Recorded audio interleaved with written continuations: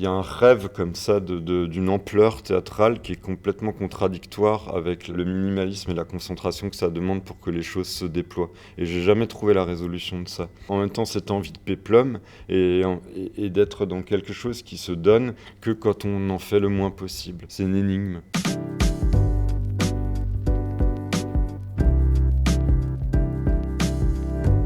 Conte épique. Au début du travail, tu parlais du galop. Enfin, il y avait une expression comme ça, très sonore, qui résumait assez bien, je trouve, la nouvelle. C'est que ça commence doucement et en fait, ça va s'accélérer et emporté par son besoin de vengeance et de justice, c'est deux choses qui se croisent comme ça. Il y a vraiment cette dimension-là, je trouve, cette chose qui s'accélère en fait et qui va partir vraiment en furie. C'est des images débordantes, il y a énormément de personnages qui tout d'un coup s'affrontent, sa colère s'étend à plein de monde et à un territoire de plus en plus grand. Et je pense que cette chose-là, elle n'a jamais été aussi forte que quand on la raconte juste, plutôt que d'essayer de la montrer. Justice, vengeance. C'est peut-être un peu les deux pôles qui sont au travail dans la nouvelle, dans le texte. Lui, finalement, il défend le fait que ce à quoi il s'accroche, c'est de faire appliquer le droit, uniquement le droit entièrement.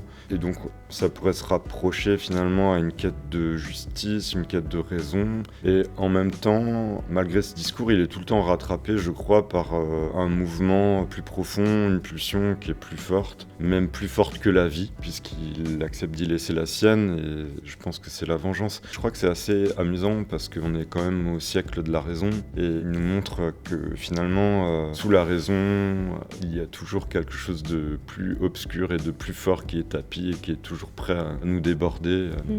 Jusqu'où est-ce que c'est un désir de justice ou est-ce que c'est un désir de vengeance? Enfin voilà, il y a quand même pendant longtemps on flirte sur la crête, je trouve. En tout cas, moi quand j'ai lu la nouvelle, il m'emmène avec lui dans ce besoin de faire justice jusqu'au moment où ça bascule et on se dit qu'en fait, cette poussée meurtrière, en fait, on n'est plus d'accord avec elle. Conférence. Il me semble que c'est un spectacle assez hétéroclite, enfin qui prend plusieurs formes. Le matériau est lui aussi assez hétérogène. À la base, avant d'être une nouvelle, il semblerait qu'à un moment, il ait entretenu le projet d'en faire une pièce. Donc il y a des parties qui sont dialoguées comme du théâtre. Et donc on voyage entre différentes formes. Et une de ces formes-là, c'est quelque chose qui a à voir avec une sorte de conférence historique. En tout cas, dans la nouvelle, il parle de chroniques qu'il consulte pour essayer d'établir le récit. Et comme, par exemple, la cruche cassée partait d'un tableau, il est fort probable que Colas parte effectivement d'une chronique historique, puisque le personnage a vraiment existé, il s'appelait Hans Colas.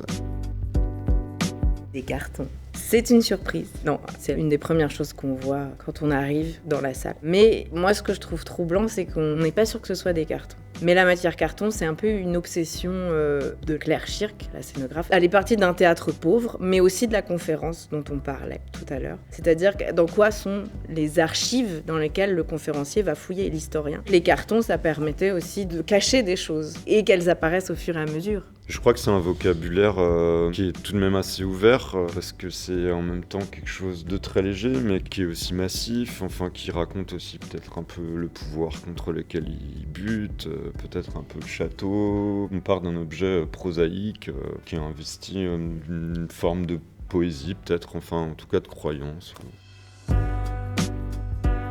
Kleist. Thibaut, il en parlera mieux que moi parce que c'est une de ses obsessions de théâtre, je crois. C'est un auteur qu'il a beaucoup travaillé. On avait un projet avec Adeline qui était de monter la bataille d'Arminius. Adeline Rosenstein, Hermannschaft, et qui est un texte qui est très très rarement monté en français. Je crois que la dernière fois c'était en 1977. Une sorte de péplum teuton comme ça, d'un goût très très bizarre qui se passe dans les forêts allemandes. Enfin bon, bref, je ne vais pas parler d'Arminius. On n'a jamais réussi à le faire. Donc après, j'ai fait un stage aussi à Océan-Nord avec des acteurs professionnels sur Pintésilée.